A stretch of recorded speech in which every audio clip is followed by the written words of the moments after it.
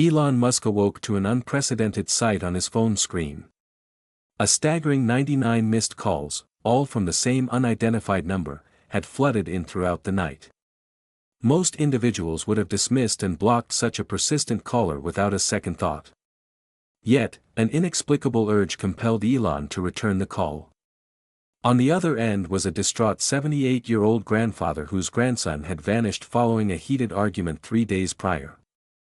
With no one else to turn to and a malfunctioning phone, he had dialed Elon's number 99 times in a single night, hoping against hope that someone would offer assistance. What Elon did next, and the revelations they uncovered during their search, will restore your faith in humanity and illustrate how a single wrong number can transform everything. Gentle morning light filtered through the blinds of Elon Musk's bedroom as he slowly opened his eyes. It was just past 7 a.m. on an April Tuesday, a rare occasion when he had managed to sleep through the night undisturbed by late-night calls from his companies or sudden ideas demanding immediate attention. Reaching for his phone on the nightstand, a habitual first move to check for urgent overnight messages, Elon froze in surprise. The screen revealed an extraordinary notification: 99 missed calls, all traced to a number he didn't recognize. "This can't be real," he muttered to himself, sitting up in bed and scrolling through the call log. There they were, calls from the same unknown number, starting at midnight and recurring every few minutes until dawn. The final call had come at 5:47 a.m., less than 2 hours earlier. A wave of concern hit him. Could this be an emergency involving one of his children? No, their caregivers and his ex-wife used different, saved contacts. Was it a crisis at Tesla or SpaceX? Unlikely. His executives and assistants would use no numbers and multiple channels for anything truly urgent.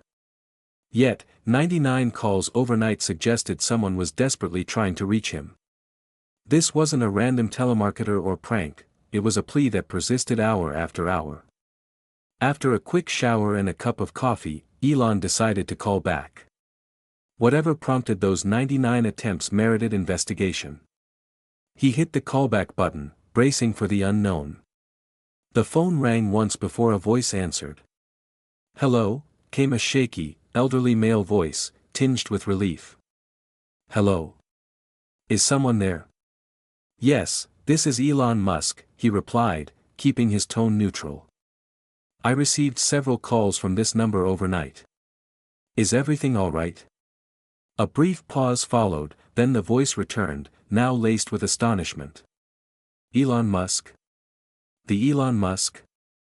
Oh my goodness, I wasn't trying to reach you specifically, my phone's been acting up, and I spent all night dialing numbers from my contact list, hoping someone would pick up and help me." The man's voice trembled with emotion. "Thank heavens you called back. I'm Harold Peterson, and I think you might be the only one who can help me find my grandson." Elon settled at his kitchen table, setting aside the work schedule he'd planned to review. Something in Harold's voice, a blend of desperation and relief, signaled that this conversation demanded his full focus. "Mr. Peterson, why don't you tell me what happened?" Elon offered gently. What followed was an outpouring of a grandfather's fears and worries. Harold Peterson, 78, lived alone in a modest San Francisco apartment. His wife, Margaret, had passed away 3 years ago after 52 years of marriage. Their only daughter, Michael's mother, had died in a car accident when Michael was just 12, leaving Harold and Margaret to raise their grandson. "Michael is all the family I have left in this world," Harold said, his voice faltering.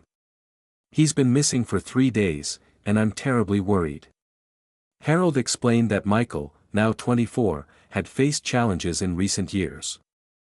After earning an associate degree in mechanical technology from a community college, he had bounced between jobs, struggling to find his footing.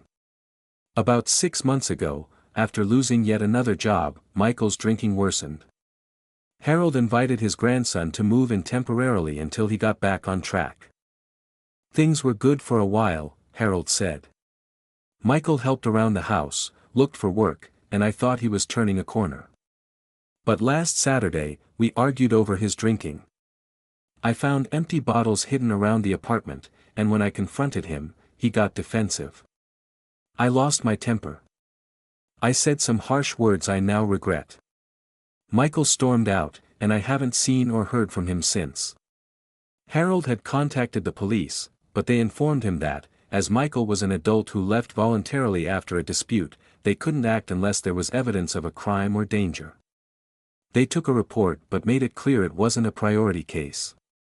I've called all his friends, the places he worked, everywhere I could think of, Harold continued.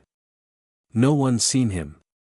My phone's been glitchy, the screen keeps freezing, and I can't access my contacts properly. So, I spent the night manually dialing numbers, hoping to reach someone who might know something or have an idea what to do next. What struck Elon most was how Harold spoke of Michael despite the circumstances. There was no anger or judgment in his voice, only love and concern. Harold described his grandson's natural talent for fixing things, a skill he'd had since childhood. His gentle care for animals, always bringing home strays in need, and his deep devotion to those he cared for. Michael has a good heart, Harold insisted. He's just gotten off track since his mother's death, and then losing his grandmother 3 years ago hit him hard. But beneath those struggles, he's a good person who just needs someone to believe in him. Elon was moved by Harold's unwavering faith in his grandson. He thought of his own children, imagining the panic he'd feel if one went missing, and the desperation that might drive him to dial random numbers all night to find them. Mr. Peterson, Harold, Elon said, making a decision that would redirect his day entirely, I'd like to help you find Michael. I have resources and connections that might be useful. Can you tell me more about where he might have gone or places he's mentioned in the past? Relief flooded Harold's voice. Thank you so much. I was starting to think no one would help an old man worried about his grandson.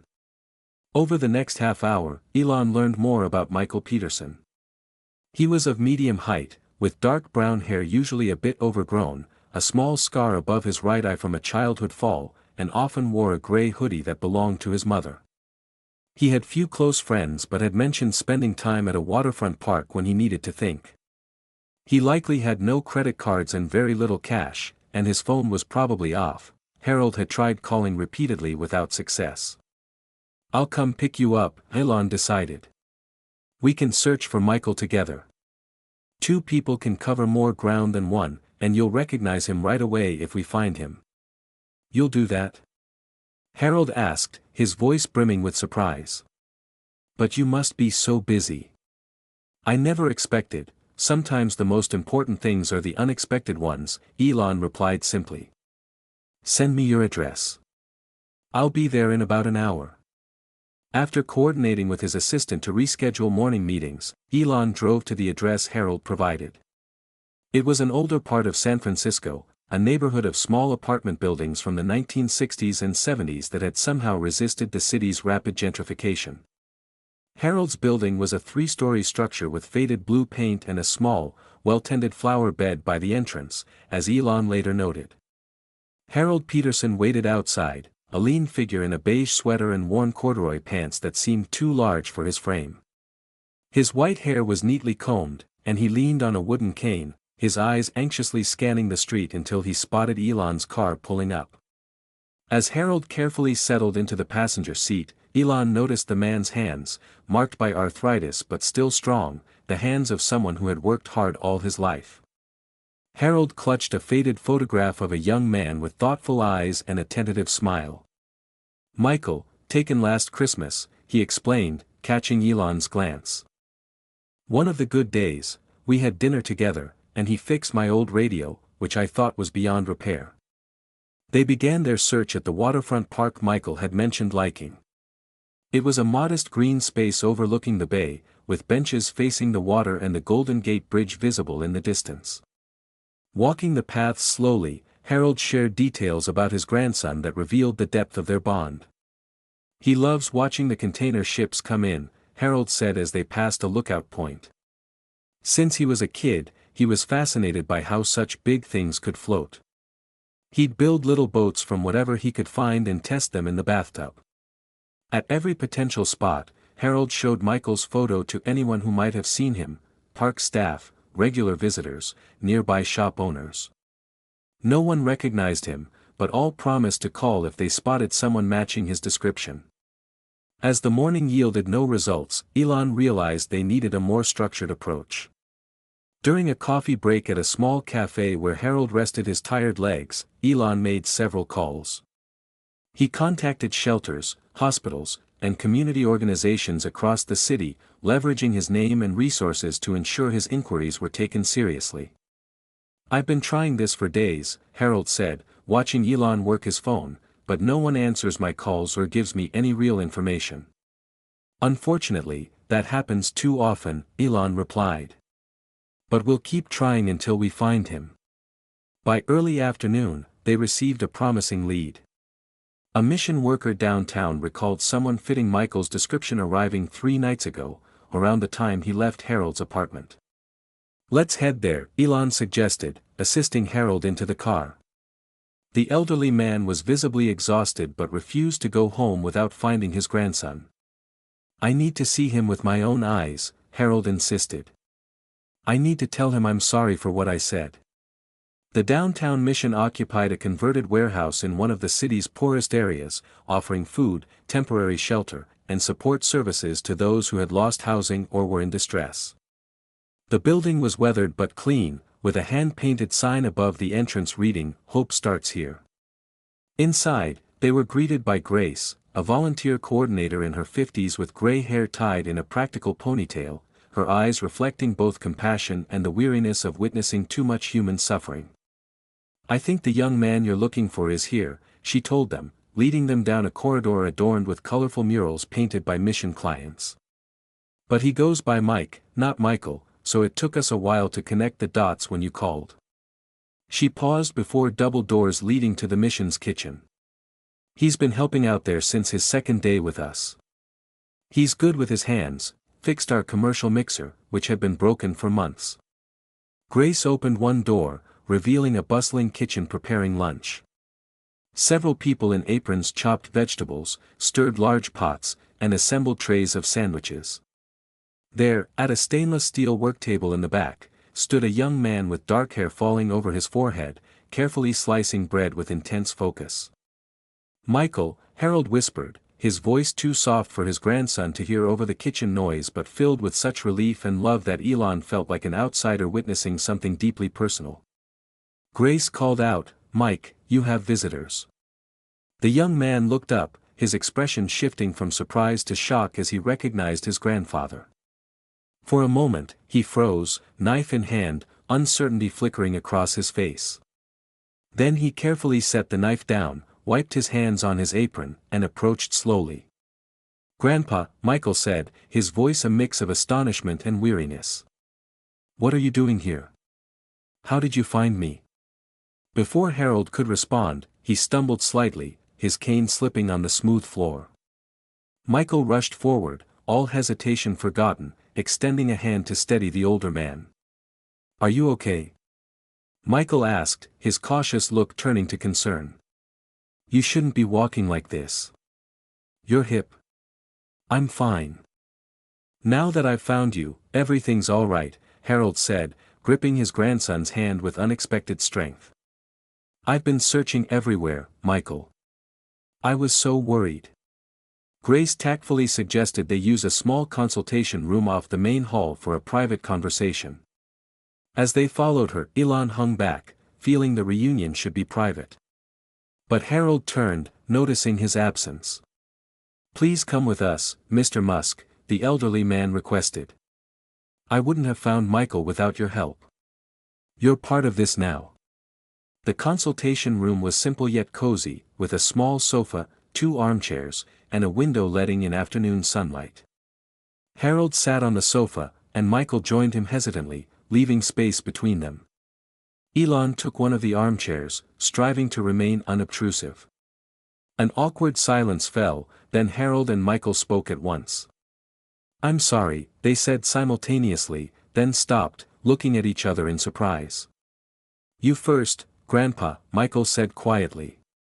Harold took a deep breath. "I'm sorry for what I said, Michael. I was worried about your drinking, yes, but I handled it wrong. I made you feel judged instead of supported." After your grandmother passed, I promised her I'd always look after you, and I feel I let you both down with my actions." Michael shook his head. "No, Grandpa. I should be the one apologizing. You were right about the drinking. It was getting out of hand, and I was hiding it from you. When you found those bottles, I was embarrassed and angry, not at you, but at myself. I ran out because I couldn't face the disappointment in your eyes. Why didn't you come home or at least call?" Harold asked, his voice trembling slightly. "I was going out of my mind with worry." Michael looked at his hands. "I was ashamed. I didn't think you'd want me back after how I acted. And honestly, I needed to hit rock bottom to realize what I was doing to myself and to you." He gestured around. "Coming here, seeing people who've lost everything, gave me perspective. I realized I was throwing away all the good in my life." During the conversation, Elon learned more about Michael's 3 days away. After leaving his grandfather's apartment, he had wandered the city for hours, ending up at the mission when rain began. He'd gone in to escape the weather, planning to leave when it cleared, but something about the place kept him there. "They needed help in the kitchen, and I needed something to do with my hands besides hold a bottle," Michael explained. "The first night was tough. I really wanted a drink. But one of the counselors, Jim, who's in recovery himself, sat with me almost all night, just talking. The next morning, he took me to my first AA meeting." Harold gently placed a hand on his grandson's shoulder. "I'm proud of you, Michael, for seeking help. So proud." 3 days isn't much, Michael admitted. "I know I've got a long road ahead, but being here, helping people with far less than me, reminded me what I still have to be grateful for, especially you, Grandpa." As the two continued talking, Elon was struck by the transformation in both. Harold's face, tense with worry when they met that morning, now showed deep relief mingled with a resolve to support his grandson. Michael, initially reserved and uncertain, grew more confident and present with each moment, as if his grandfather's forgiveness helped him regain his footing. Eventually, the conversation turned to what lay ahead. Michael connected with the mission's counseling resources and a support group for those struggling with addiction.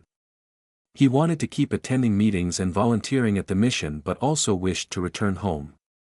"If you'll still have me," he added, a hint of uncertainty creeping back into his voice. "Of course I will," Harold replied instantly. "It's your home. Always has been, always will be." Only then did Michael seem to fully register Elon's presence. He turned with a puzzled expression. "Sorry, but who are you? How did you get involved in all this?" Harold smiled for the first time that day. "This is Elon Musk, Michael. Last night, my phone was acting up, and I accidentally dialed his number about 99 times. Trying to reach someone from your contacts who might help me find you. Instead of ignoring a strange number calling in the middle of the night, he called me back this morning and spent the whole day helping me search for you." Michael's eyes widened in disbelief. "Elon Musk? The Elon Musk? From Tesla, SpaceX, and all that?" Elon smiled. "The same, though today I'm just a guy who got 99 missed calls and decided to find out why." "I can't believe it. Why would you spend time helping us?" Michael asked, clearly trying to process this unexpected turn. "Because your grandfather's love for you was so clear, even over the phone," Elon replied simply. "And sometimes the most important things we do aren't on our schedules."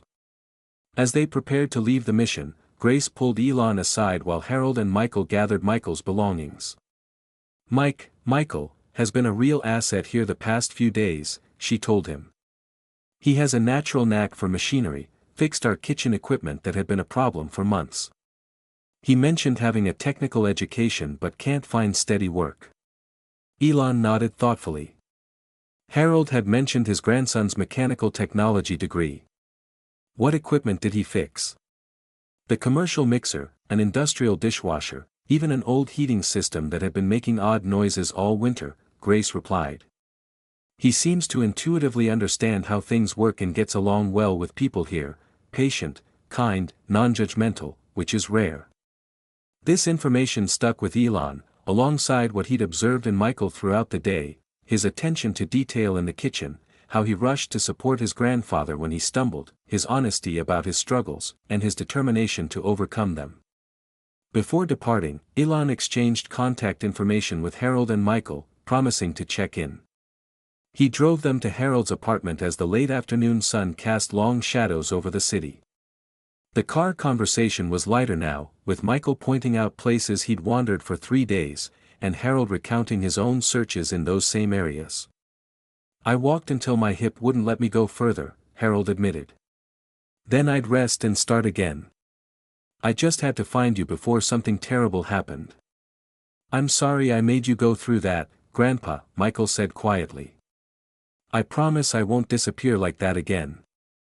At the apartment, Elon helped carry Michael's backpack and a box of recovery resources from the mission.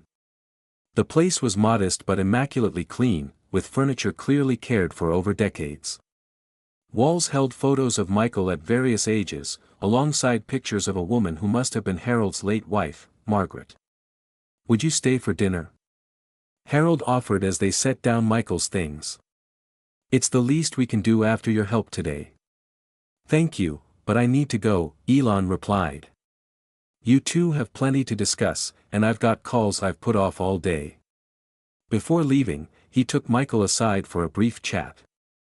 "Your grandfather mentioned you have a mechanical technology education, and Grace at the mission told me about the equipment you repaired. If you're interested, I might have an opportunity for you once you're recovered and ready for that step." Michael looked surprised. "What kind of opportunity?" "Tesla has an internship program for people with technical skills needing a structured environment to develop their abilities. It includes mentorship, ongoing education, and a clear path for advancement. The work is challenging but rewarding." "Why are you offering me this?" Michael asked, genuine surprise in his voice. "You don't even know me." "I know enough," Elon replied. "I know you have technical skills that impressed Grace, who's not easily impressed. I know you started helping at the mission instead of just taking help. And I know you're honest about your struggles, which is one of the hardest things for anyone." He handed Michael a business card. "Here's my personal email.